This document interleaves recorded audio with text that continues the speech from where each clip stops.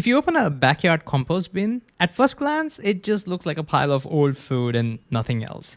But if we could zoom in, we would see that it's filled with living organisms, all working together to break down that pile. Some, like the earthworm, the mushrooms, the maggots, they're all large enough to spot with our eyes, while others are so tiny that we would need a microscope to see them. So how do scientists sort and compare the many different living things on Earth? How do they classify organisms? Let's find out. One way to classify organisms is based on the number of cells. You probably know all living things are made of cells. And organisms can either be unicellular or multicellular. Unicellular organisms are made of just a single cell.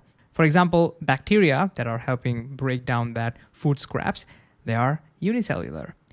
On the other hand, multicellular organisms are the ones that have multiple cells, more than one cells.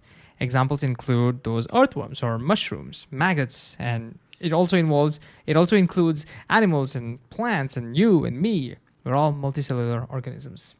In a unicellular cell, one cell must do everything on its own. The single cell carries out all the functions needed for life. But in multicellular organisms, different cells can perform different jobs. Some cells can help with movement, others can provide structure, or other cells could help obtain energy, and so on and so forth.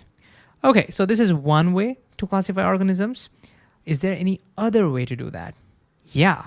Let's compare a cell of a bacteria with that of an earthworm, for example. Now, there are a lot of differences, but here's a big one.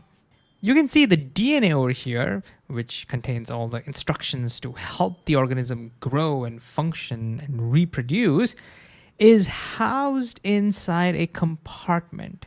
This compartment is called the nucleus. But if you look at the bacterial cell, you can see the DNA does not have that compartment. There is no nucleus. The DNA is just sitting in the cytoplasm, the gel-like material that fills the entire cell. So this is another way we can classify organisms. We can classify it based on whether the nucleus is present or not. If the nucleus is not present, we call such cells prokaryotes, or prokaryotic organisms. And organisms whose cells do have a nucleus, we call them eukaryotes, or eukaryotic organisms. So bacteria are prokaryotic. They don't have a nucleus, whereas most other living organisms we saw in the compost bin, like the earthworms, the mushrooms, and the maggots, they're all eukaryotic.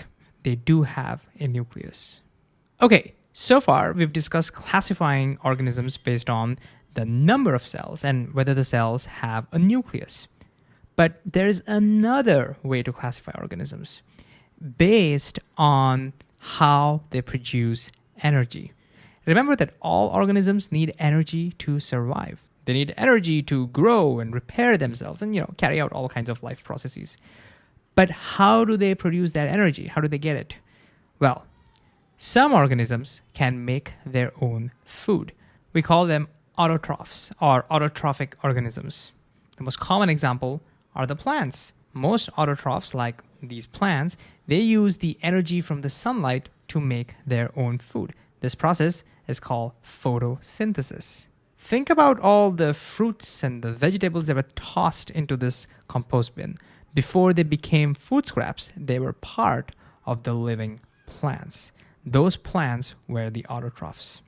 They captured the energy from the sunlight and used it to make their own food. On the other hand, organisms that cannot make their own food, they're called heterotrophs or heterotrophic organisms. They get their energy by consuming other organisms or organic matter. The bacteria, the fungi, the earthworms, they're all heterotrophs. They obtain energy by breaking down the dead fruits and vegetables and leaves in the compost. So look, all the pieces of our compost story is connecting together. The plants that grew using the sunlight were the autotrophs. Those plants eventually became fruits and vegetables, and after the fruits and vegetables were discarded, they end up They ended up in the compost bin. Then the bacteria, the fungi, the earthworms, and so many more, which are all heterotrophs, they began breaking them down. Okay, what about us human beings? Are we autotrophs or heterotrophs?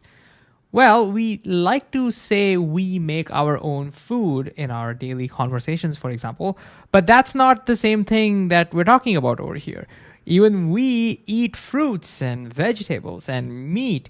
When we say we make our own food in everyday language, we're just talking about the way we cook. We can cook them however we want. We can cook food all by ourselves, but we don't strictly create our own food, right? Which means we too are heterotrophs. So look, even though these organisms are very different from one another, scientists can compare them using the exact same set of characteristics. So, to quickly summarize everything that we've learned, some organisms are unicellular, which means they're made of just one cell, while others are multicellular, made of many cells. Some organisms are prokaryotes, meaning they don't have a nucleus protecting the DNA. Others are eukaryotes or eukaryotic organisms, which means they do have a nucleus protecting the DNA. And finally, we have autotrophs, which can produce their own food, usually from the sunlight. And then there are the heterotrophs that cannot make their own food. They obtain energy by consuming other organisms.